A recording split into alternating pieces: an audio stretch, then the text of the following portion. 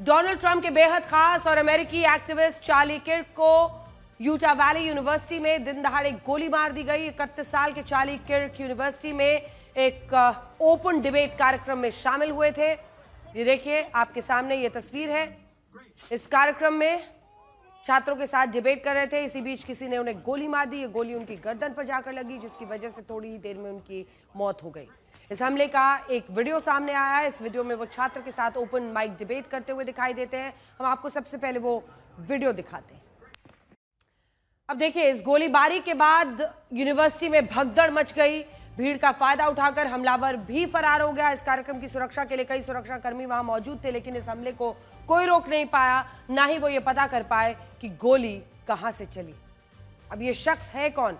आप सोचिए, ये सबसे करीबी लोगों में से माना जाता है डोनाल्ड ट्रंप का चार्ली किर्क। इस हमले ने पूरे अमेरिका को हिलाकर रख दिया। चार्ली की हत्या के बाद अमेरिकी राष्ट्रपति डोनाल्ड ट्रंप और उपराष्ट्रपति जेडी वांस को बड़ा झटका लगा है। डोनाल्ड ट्रंप ने चार्ली किर्क की हत्या को अमेरिका के लिए एक काला दिन बताया और उन्होंने चार्ली को अमेरिका का सच्चा देशभक्त कहकर उनके सम्मान में 4 दिन के राष्ट्रीय शोक की घोषणा कर दी है। चार्ली किर्क डोनाल्ड ट्रंप के समर्थक थे और उन्होंने चुनावों के समय डोनाल्ड ट्रंप के पक्ष में अलग अलग यूनिवर्सिटीज में भी भाषण दिए। उनका मानना था कि डोनाल्ड ट्रंप की विचारधारा से ही अमेरिका आगे बढ़ सकता है।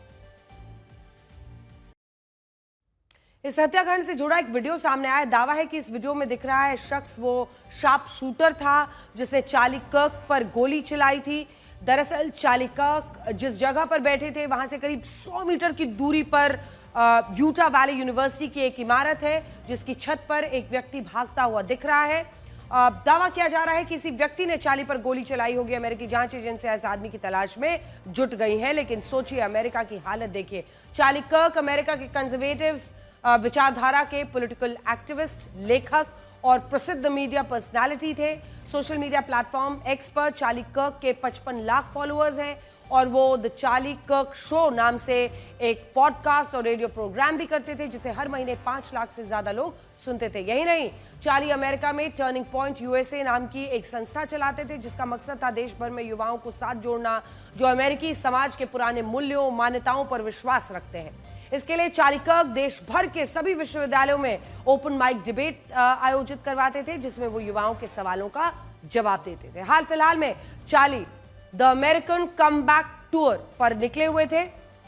इस कार्यक्रम के तहत उनको अमेरिका की 15 यूनिवर्सिटीज में जाकर छात्रों से डिबेट करना था। इसी टूर के तहत वो आज यूटा वैली यूनिवर्सिटी पहुंचे थे। जिस वक्त उन पर हमला हुआ उस वक्त यूनिवर्सिटी छात्रों के साथ उनकी डिबेट फॉर राइट्स, आम लोगों पर गोलीबारी करने वालों और LGBTQ समुदाय के मुद्दे पर ही हो रही थी। देखिए विडंबना।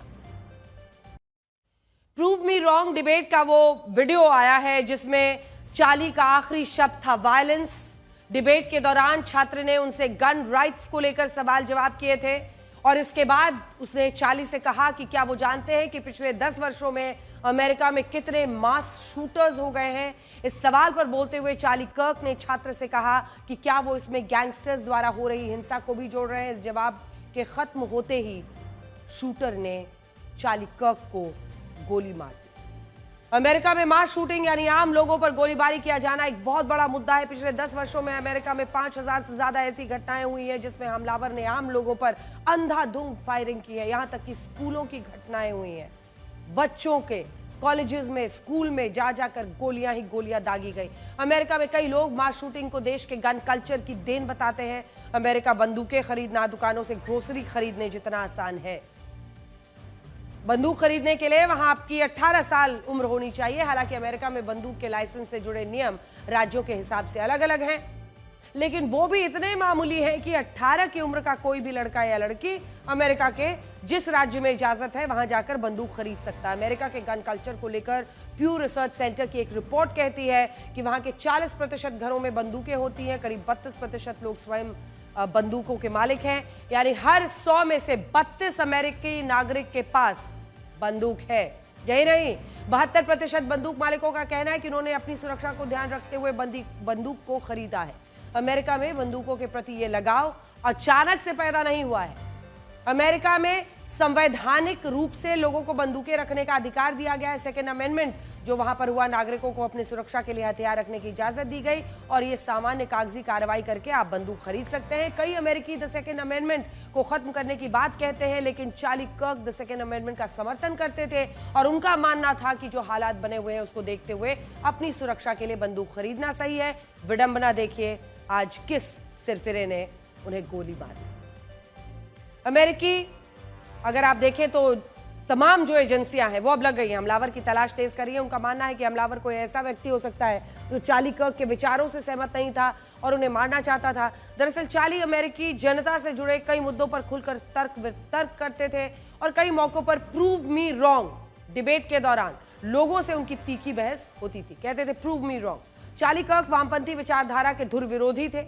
उनका मानना था कि वामपंथी विचारधारा अमेरिका के लिए हानिकारक है। चार्ली नहीं कहते थे कि अमेरिकी यूनिवर्सिटी और कॉलेजेस में वामपंथी विचारधारा बढ़े और युवाओं के मन में देश की व्यवस्था के प्रति भ्रम पैदा हो। इसके अलावा चार्ली कैंसल कल्चर के खिलाफ थे। कैंसल कल्चर को आप सामाजिक बहिष्कार की ऐसी प्रथा समझ सकते हैं जिसमें किसी व्यक्ति पर लगे आरोपों को सच मानकर लोग उसका सामाजिक बहिष्कार करना शुरू कर देते हैं या उन्हें सोशल मीडिया या अन्य जगहों पर सार्वजनिक रूप से बदनाम किया जाता है। चार्ली कर्क अवैध घुसपैठ के भी खिलाफ थे। उनका मानना था कि सीमाएं खोल देने से देश में अपराध, आर्थिक बोझ बढ़ता है। डोनाल्ड ट्रंप की तरह अमेरिका फर्स्ट की नीति के समर्थक थे। चार्ली ईसाई मान्यताओं को दृढ़ता से मानने वाले व्यक्ति थे। वो विशेष तौर पर इस्लाम को वामपंथी विचारधारा वालों का हथियार मानते थे। उनका कहना था कि अमेरिका इस्लामिक विचारों का बढ़ना पश्चिमी सभ्यता के मूल्यों पर हमला है। चार्ली कर्क वोकिज्म यानी LGBTQ समुदाय के भी खिलाफ थे।